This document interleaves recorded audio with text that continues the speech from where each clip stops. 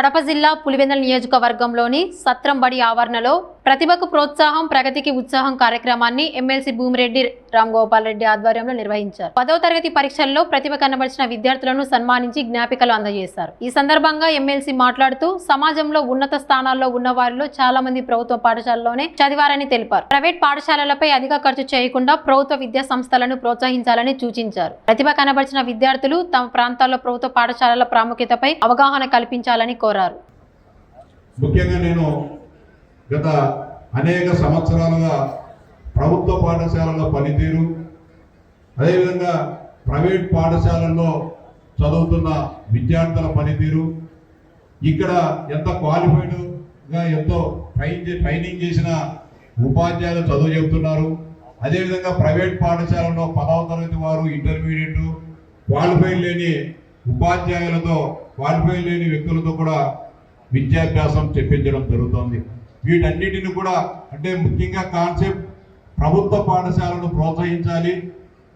కేవలం విద్య ద్వారా కొన్ని అపోహల వలన గ్రామాల్లో ఉండే కుటుంబాల మధ్య ఉండే పోటీతత్వం వలన కుటుంబ ఆర్థిక వ్యవస్థ చిన్నాభిన్నం కావడం జరుగుతోంది. ఈరోజు పొద్దున్నే నా దగ్గరికి ఒక ఆయన వచ్చాడు. నాకు ఆయన ఎవరోగా తెలియదు.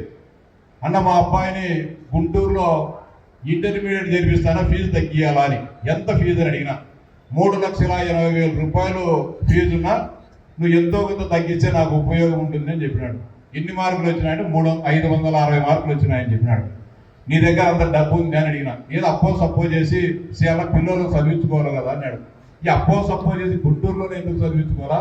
పులివెందులో మంచి జూనియర్ కాలేజ్ ఉంది, లేకుంటే నీకు బ్రహ్మాండంగా తిరుపతిలో మంచి టీటీడీకి సంబంధించిన బ్రహ్మాండం ఇంటర్మీడియట్ కాలేజ్ ని ఫ్రీగా ఇప్పిస్తా, ఫ్రీగా హాస్టల్ సీట్ ఇప్పిస్తా అంటే లేదు అన్న ఎంతో కొంత తగ్గించి ఎట్టు నువ్వు మాట్లాడినాడు. సరే అని చెప్పేసి నేనేం చెప్పినా అంటే ఫోన్ చేసినప్పుడు దొరకలే. మళ్ళీ ఆయన పోయేటప్పుడు చెప్పినా, నువ్వు మళ్ళీ ఆలోచించుకుంటా, రేపు నీకు 3,80,000 రూపాయలు, ఇప్పుడు 3,80,000 రూపాయలు మళ్ళా దగ్గర 7 లక్షల రూపాయలు పవన్ అవుతుంది. మీ వాడు వచ్చి పోయేదానికి దీనికి నీ 10వ తరగతి ఇంటర్మీడియట్ అయిపోయేది 10 లక్షల రూపాయలు అవుతుంది. నీకు 5 ఎకరాల భూమి ఉందని చెప్తున్నావు. దీనివల్ల నీ ఆర్థిక వ్యవస్థ, నీ ఆర్థికంగా నీ కుటుంబ చిన్న భిన్నం అవుతుంది. ఒకసారి ఆలోచన చేసుకో. దాంట్లో కంటే బ్రహ్మాండంగా మన ప్రభుత్వ జూనియర్ కళాశాలలో చదువు చెప్తారు. ఛార్జీ లేదు, అన్నం ఖర్చు లేదు, గుడ్డల ఖర్చు లేదు, పుస్తకాల ఖర్చు లేదు, బ్యాగు ఖర్చు లేదు, ఏమీ లేదు. ఒకసారి ఆలోచించు రేపు చెప్పని పంపించాను నేను. అంటే మన ప్రైవేటు పాఠశాలల్లో మనం అంటే మా ఇంటి పక్కింటి పిల్లోడు చేరినాడో, లేకుంటే ఆ ఇంటి పిల్లోడు చేరినా, మా బంధువుల పిల్లోడు చేరినారనే ఒక అపోహతో మనం కూడా సపోజ్ చేసి ప్రైవేట్ పాఠశాలలో చేర్పించడం జరుగుతుంది. ఇది కరెక్ట్ కాదని చెప్పి నా భావన. ప్రభుత్వ పాఠశాలల్లో బ్రహ్మాండంగా చదువు చెప్పే టీచర్లు ఉన్నారు. బిఏలు, బిఎస్సీలు, ఎంఏలు, ఎంఎస్సీలు, ఎంఈడీలు, బిఈడీలు చేసిన అత్యంత నిపుణులైన ఉపాధ్యాయ బృందం ఉంది. మీరందరూ కూడా నేను అడుగుతున్నా, పులివెందుల నియోజకవర్గంలో ఉండే ప్రైవేట్ పాఠశాలకు ఎంత ఫీజు కడతాను?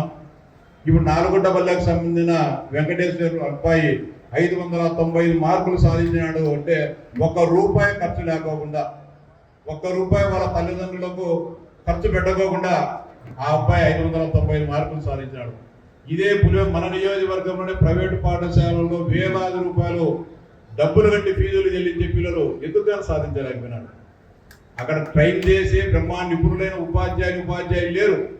మన దగ్గర నిపుణులైన పట్టుదలగా ఒక క్రమశిక్షణతో విద్యను బోధించే ఉపాధ్యాయులు ఉన్నారు కాబట్టి అది సాధ్యమైంది.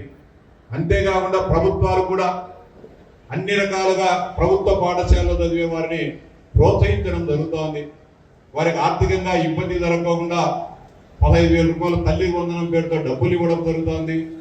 మధ్యాహ్న భోజన పథకం కూడా అంతకుముందు బియ్యం సరిగా వచ్చేటిగా ఇప్పుడు కూడా మన ఇళ్లలో ఏదైతే చేసుకుంటున్నామో ఆ బియ్యంతో, సన్న బియ్యంతోనే మంచి పౌష్టికార భోజనాన్ని పెట్టడం జరుగుతుంది. దుస్తులు ఫ్రీగా ఇస్తున్నాము, షూస్ ఫ్రీగా, పుస్తకాలు ఫ్రీ, అన్నీ కూడా ఉచితంగానే ఇవ్వడం జరుగుతుంది.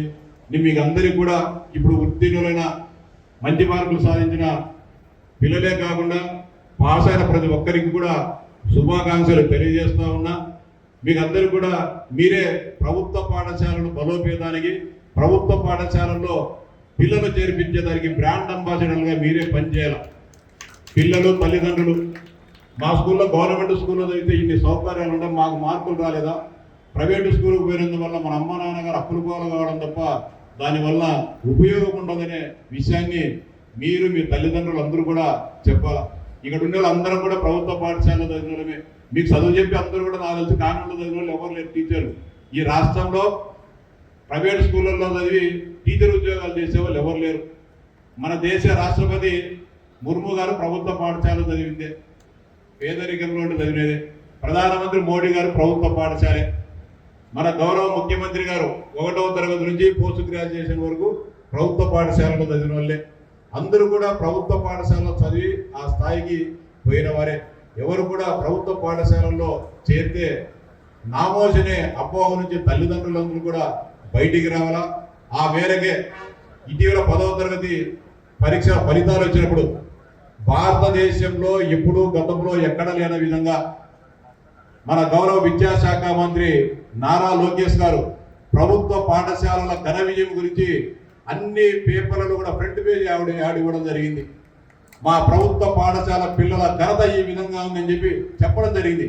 అంటే ప్రభుత్వ పాఠశాలను ప్రోత్సహించాలా, ప్రభుత్వ పాఠశాలను పిల్లలు చేర్పించే విధంగా విద్యార్థులు తల్లిదండ్రులు కూడా ముందుకు రావాలని చెప్పి ఆ కార్యక్రమాన్ని శ్రీకారం చుట్టడం జరిగింది. లేని విధంగా ఎన్డీఏ ప్రభుత్వం వచ్చిన తర్వాత 10వ తరగతి ఇంటర్మీడియట్లో ఉత్తమ ప్రతిభ కనబరిచిన వారందరితో కూడా విద్యాశాఖ మంత్రి స్వయంగా సమావేశం ఏర్పాటు చేసి వారందరితో కూడా మాట్లాడి వారందరి మంచి చెడ్డలు కనుక్కొని వారితో పాటు భోజనం చేసి వారికి సన్మానించే కార్యక్రమం కూడా చేయడం జరుగుతోంది. అంటే ప్రభుత్వ పాఠశాల చదివితే అనేక ప్రోత్సాహాలుగా ఉన్నాయి, అనేక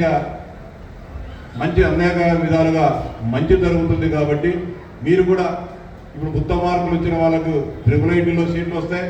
దాంతో వారి భవిష్యత్తు అడిగి సెటిల్ అవుతుంది కూడా, భవిష్యత్తులో మంచి ఉద్యోగాలు వస్తాయి. మిగతా పిల్లలు కూడా అన్ని మండలాల్లో అన్ని ప్రాంతాల్లో ప్రభుత్వ జూనియర్ కళాశాలలు ఉన్నాయి. అదేవిధంగా రాయలసీమలో అనేక బ్రహ్మాండమైన జూనియర్ కళాశాలలు ఉన్నాయి. తిరుపతిలో బాలికలకు పద్మావతి యూనివర్సిటీలో మంచి జూనియర్ కళాశాల ఉంది. అట్నే డిగ్రీ చేయొచ్చు, అట్నే పీజీ కానీ చేయొచ్చు అక్కడనే. అంటే మనకు ఒకసారి ఆ కాలేజీలో పడితే పోస్ట్ గ్రాడ్యుయేషన్ వరకు కూడా ఎలాంటి ఇబ్బంది ఉండదు. మీకు ఎలాంటి విద్యాపరంగా నేను మీ అందరికీ కూడా మనస్ఫూర్తిగా తెలియజేస్తున్నా, విద్యాపరంగా ఏ ఇబ్బంది వచ్చినా కూడా నాకు ఫోన్ చేయండి, నా దగ్గరికి రండి. నేను మీ అందరికీ కూడా ఏ సమస్య వచ్చినా మీకు ఏ తోడ్పాటు కావాల్సినా కూడా అందించేదానికి నేను ఎప్పుడు కూడా సిద్ధంగా ఉంటా. అలాగే ప్రభుత్వ జూనియర్ కళాశాల ఎక్కడైనా సరే తిరుపతి పద్మావతి మహిళా కళాశాల ఎవరైనా చేరే విద్యార్థులు అక్కడ ఉండే బాలికలకే ఉంటే ఖచ్చితంగా దరఖాస్తు చేయండి. అక్కడ కూడా సీట్ ఇప్పించేదానికి ప్రయత్నం చేయడం జరుగుతుంది. అలాగే ఈ నియోజకవర్గంలో ముఖ్యంగా కొన్ని ప్రాంతాల్లో బాలికలు డ్రాప్అవుట్స్ అవుతున్నారు. అంటే మధ్యలోనే 6వ తరగతిలో చేస్తారు, 8వ తరగతి 9వ తరగతి వచ్చే లోపలనే డ్రాప్అవుట్స్ అవుతున్నారు. కారణం దీని అందరి గురించి మేము అధ్యయనం చేస్తే ఆ పాఠశాలకు సంబంధించిన ఉపాధ్యాయ బృందంతో విద్యాశాఖ అధికారులతో కొంతమంది ఆ గ్రామస్తులతో చర్చించినప్పుడు చెప్పింది ఏమంటే సరైన రవాణా సౌకర్యాలు లేనందువల్ల బాలికలు చదువును మధ్యలోనే వదిలేయడం జరుగుతుందని చెప్పి చెప్పడం జరిగింది. అది ముఖ్యంగా చక్రాపేట మండలంలో ఆ పరిస్థితి, ఆ దుస్థితి విద్యార్థులకు ఎక్కువగా ఉంది. 2-3 కిలోమీటర్ల నుంచి సరైన బస్సు సౌకర్యాలు లేకుంటే ఆటోలు ఉండవు, ఏముండవు. వచ్చి నడిచిపోయి పోవాలంటే కూడా ఇబ్బంది పడుతున్నారు. కాబట్టి ఏం చదువుకుంటావు పోమ్మా అని చెప్పేసి ఇళ్ళగడ పనులు చేయించడం జరుగుతుంది. మొట్టమొదటిగా పాఠశాలలు తెచ్చిన వెంటనే చక్రాపేట మండలంలో చదువుతున్న హై స్కూల్లో చదువుతున్న బాలికలకు సైకిళ్లను పంపిణీ చేసే కార్యక్రమానికి కూడా శ్రీకారం చుట్టడం జరుగుతుంది. అదేవిధంగా మొత్తం మన నియోజకవర్గ వ్యాప్తంగా కూడా బాలికలకు హై స్కూల్లో చదువుకున్న వాళ్ళ బాలికలకు అందరికీ కూడా సైకిళ్ళు ఇప్పించాలనే ఒక కార్యక్రమానికి రూపొందిస్తున్నాం. దానికి సంబంధించిన దాదాపు ఈ నియోజకవర్గం బాలికలకు అందరికీ అంటే 2 కోట్ల రూపాయలు ఖర్చు అవుతుంది. దానికి ఏ విధంగా చేయాలనే దానిపై నేను అందరితో మాట్లాడుతున్నా. ఏది ఏమైనప్పటికీ కూడా మన నియోజకవర్గం నుండి బాలికలందరికీ వచ్చే ఏడాది సైకిళ్లను పంపిణీ చేసే కార్యక్రమం అయితే పూర్తి చేస్తాం. అది నేను బాధ్యత తీసుకుంటున్నా. మేము మీకు కావాల్సిన అన్ని రకాలైన ప్రోత్సాహాలు అందిస్తాం. మీరు ప్రభుత్వ పాఠశాలలో మీ ఫ్రెండ్స్ను లేకుంటే మీ బంధువుల పిల్లలను లేకుంటే ఇప్పుడు 6వ తరగతికి 5వ తరగతి అయిపోయి 6వ తరగతి వచ్చే పిల్లలను వీళ్ళందరినీ కూడా ప్రభుత్వ ఉన్నత పాఠశాలలో చేర్పించే విధంగా మీరందరూ కూడా సహకరించండి. మీరందరికీ కూడా మేము అండగా ఉంటాం, తోడ్పాటును అందిస్తాం. రాష్ట్ర ప్రభుత్వం కూడా లోకేష్ బాబు గారు నిరంతరం ప్రభుత్వ పాఠశాలలను సమున్నత స్థానానికి తీసుకోవాలని చెప్పేసి ఆయన కూడా బాగా కృషి చేస్తున్నారు.